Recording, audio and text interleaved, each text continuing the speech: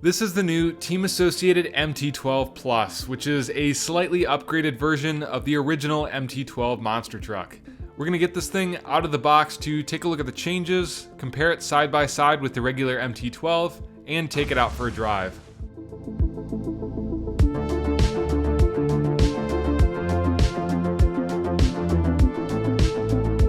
Just like the regular MT12, the Plus version comes with a 2-channel transmitter, some instruction manuals, a couple of Allen keys, a bind plug, an additional Velcro battery strap, and a USB charger. As soon as I got the truck out of the box, I noticed that it was already broken.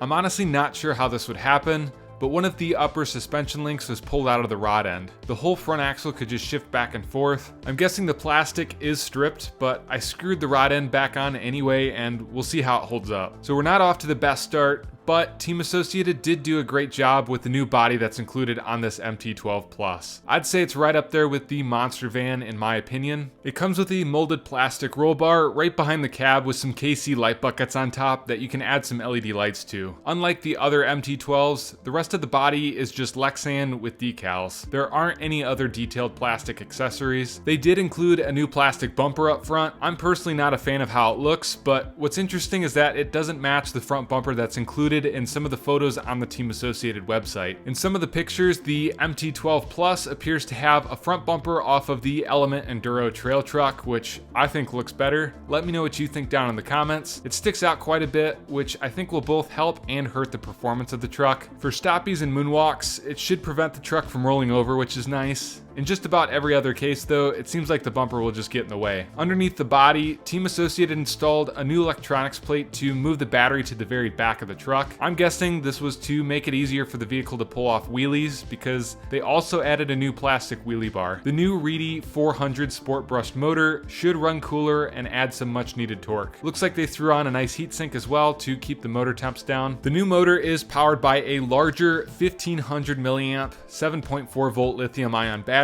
which will add even more weight to the rear and hopefully increase runtime a bit. We've got a few other small changes like sealed ball bearings throughout instead of metal shielded bearings, black plastic shock bodies instead of the original blue and gray, and a slightly longer wheelbase. It's not a very noticeable difference, but the rear suspension links are about 2 millimeters longer. Let's get this truck outside to see how it handles.